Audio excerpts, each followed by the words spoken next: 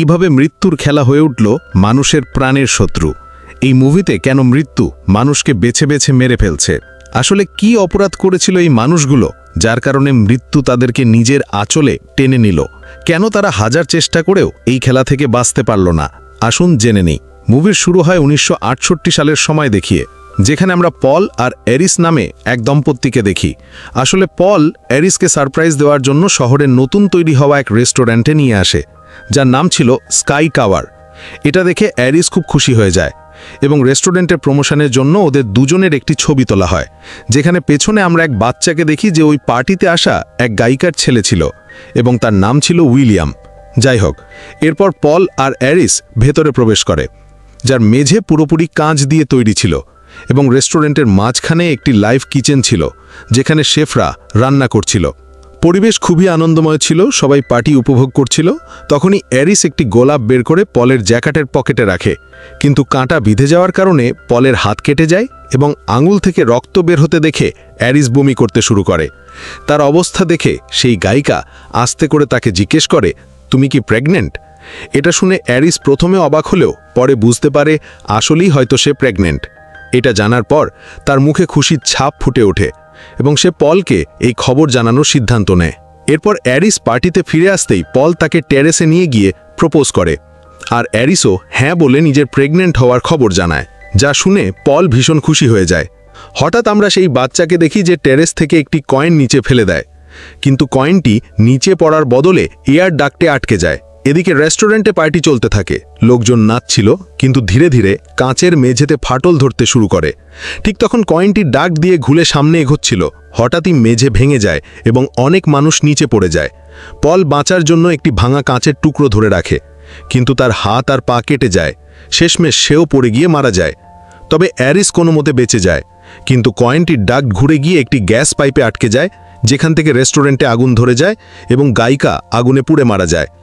আগুন ছড়িয়ে পড়তে দেখে এরিস পিয়ানোর নিচে লুকিয়ে পড়ে এবং সুযোগ বুঝে লিফটে যেতে চায়, কিন্তু লিফটের ভারসাম্য নষ্ট হয়ে যাওয়ায় সেটি ভেঙে পড়ে এবং ভেতরে থাকা সবাই মারা যায়। এটা দেখে এরিস আবার উপরে দৌড়ে যায়, কিন্তু অবাক হয়ে দেখে রেস্টুরেন্টের অর্ধেক অংশ হেলে পড়েছে এবং লোকজন বাঁচার জন্য মরিয়া হয়ে চেষ্টা করছে।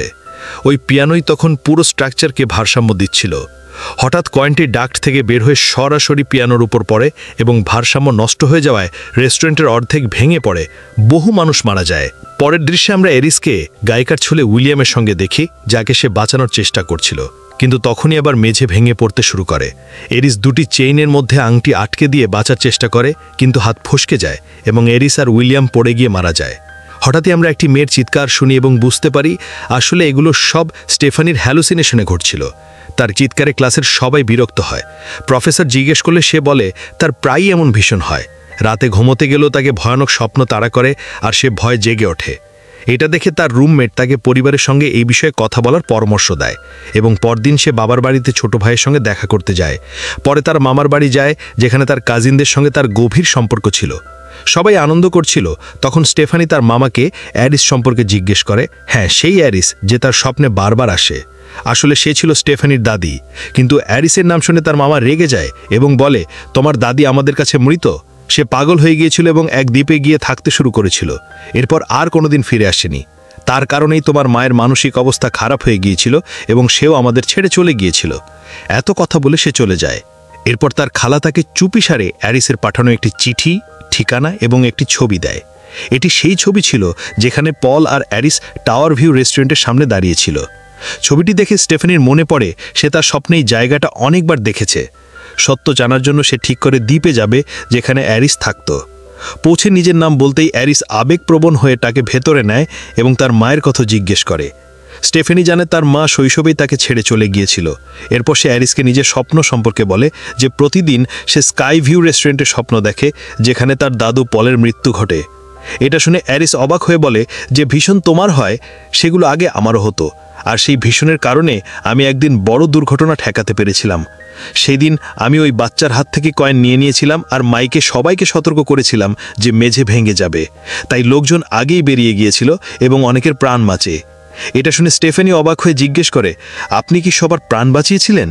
অ্যারিস বলে, হ্যাঁ, সেদিন আমি মৃত্যুকে ফাঁকি দিয়েছিলাম এবং সবার প্রাণ বাঁচিয়েছিলাম, কিন্তু মৃত্যু সেই মানুষদের পিছু নিতে থাকে এবং একে একে সবাইকে খুঁজে খুঁজে মেরে ফেলে। এমনকি সেই ঘটনার পর জন্ম নেওয়া বাচ্চারাও মৃত্যুর খেলার শিকার হয়। পলকেও এভাবেই মৃত্যু মেরেছে এবং তখনই বুঝতে পারি এবার আমার পালা। তাই আমি এখানে লুকিয়ে আছি, কারণ আমি মারা গেলে মৃত্যু তোমাকে আর তোমার ভাইকেও মেরে ফেলবে। কিন্তু যতদিন আমি বেঁচে আছি তোমাদের কিছু হবে না।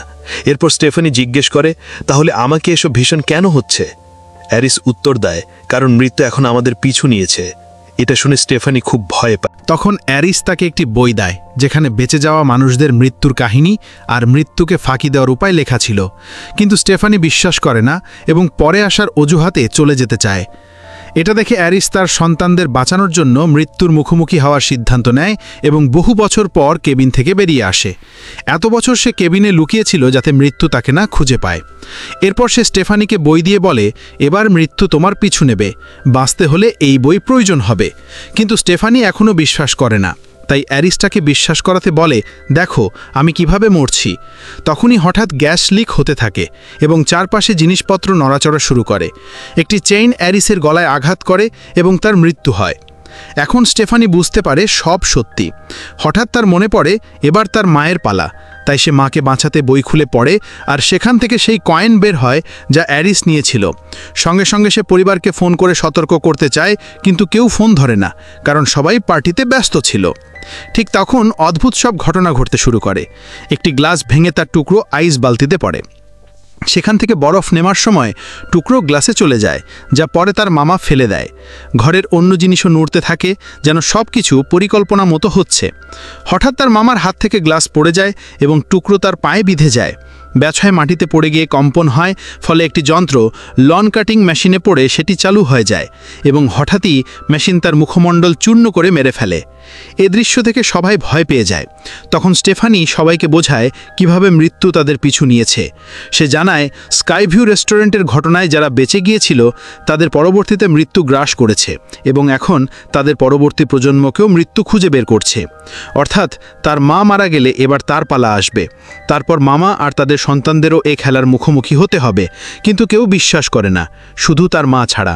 তবে স্টেফানির সঙ্গে মায়ের সম্পর্ক ভালো ছিল না। এরপর আমরা তার কাজিন এরিককে দেখি, যে নিজের পিয়ার্সিং শপেই ছিল এবং তার নাকের রিং পরা ছিল। কাজ শেষ করে বেরোতেই হঠাৎ একটি ফ্যান চালু হয়, যা ম্যাগনেটিক চেনে ঝুলছিল এবং সেটি গিয়ে তার নাকের রিংয়ে আটকে যায়। পাশেই কেরোসিন ছড়ানো ছিল, সেখানে আগুন ধরে যায়। যদিও এরিক চেন থেকে নিজেকে ছাড়িয়ে নেয়, কিন্তু আগুনে পড়ে যায়। স্টেফানি খবর পেয়ে ছোট ভাইকে নিয়ে শপের দিকে ছুটে যায়, কারণ সে জানত এরিকেরও মৃত্যুর কথা। কিন্তু পথে এরিকের সঙ্গে দেখা হয়ে যায়। আশ্চর্যের বিষয়, এত বড় ঘটনায় সে শুধু হাতে আঘাত পেয়েছিল। কথা বলার সময় হঠাৎ একটি ট্রাক তাকে ধাক্কা মারে, তবুও তার কিছু হয় না। এটা দেখে স্টেফানি অবাক হয়। এরিক হাসতে হাসতে বলে, আমি তো বলেছিলাম আমার কিছু হবে না। তবু স্টেফানি আতঙ্কিত হয়ে চারদিকে দেখতে থাকে যে কোন জিনিস তাকে মারতে পারে। তখন একটি আবর্জনার গাড়ি আসে। স্টেফানি এরিককে দূরে থাকতে বলে, কিন্তু সে গিয়ে গাড়িতে লেগে যায়, তবুও কিছু হয় না। এই সময় এরিকের বোন হাঁটতে বেরোয়। হঠাৎ বলের সঙ্গে ধাক্কা খেয়ে সে ডাস্টবিনে পড়ে যায়। ড্রাইভার দ্রুত সেটি গাড়িতে তুলে নেয়। স্টেফানি বাঁচাতে গাড়ির উপর উঠে যায়, কিন্তু ততক্ষণে ক্রাশিং সিস্টেম চালু হয়ে যায় এবং তার চোখের সামনে কাজিনের দেহ টুকরো টুকরো হয়ে যায়। কেবল একটি হাত স্টেফানির হাতে থেকে যায়। এই মৃত্যুতে সবাই স্তব্ধ হয়ে যায়।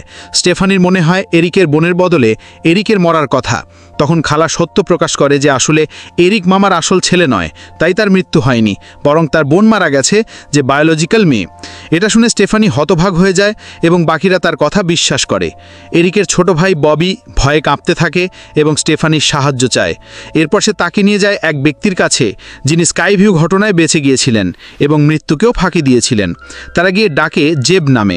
এটা শুনে লোকটি অবাক হয়ে যায়, কারণ তাকে শুধু অ্যারিসই এ নামে ডাকত। এরপর স্টেফানি জিজ্ঞেস করে, আপনি অ্যারিসকে কিভাবে চেনেন? সে বলে, সেদিন আমিও সেই পার্টিতে ছিলাম যেখানে আমার মা গায়িকা ছিল। এটা জেনে স্টেফানি ভীষণের কথা মনে করে এবং চিনতে পারে সেই ছোট ছেলেটিই জেব। এরপর জেব জানায়, কয়েক বছর আগে অ্যারিস তার কাছে এসেছিল যাতে তারা পলের মৃত্যু ঠেকাতে পারে, কিন্তু যত চেষ্টা করেও পারেনি। স্টেফানি জিজ্ঞেস করে, কেউ কি এখনও বেঁচে আছে? জেব বলে, হ্যাঁ, দুজন বেঁচেছে। এরপর স্টেফানি সাহায্য চায়, কিন্তু জেব অস্বীকার করে, কারণ সে একবার মৃত্যুকে ফাঁকি দিয়েছে আর পারবে না। তখন স্টেফানির কাজিন এক আইডিয়া দেয়, ববিকে পিনাট খাওয়াবে, কারণ তার অ্যালার্জি আছে।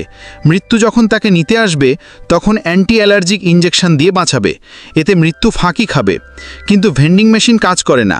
দৌড়াদৌড়ির মধ্যে একটি রিং ঢিলা হয়ে যায়।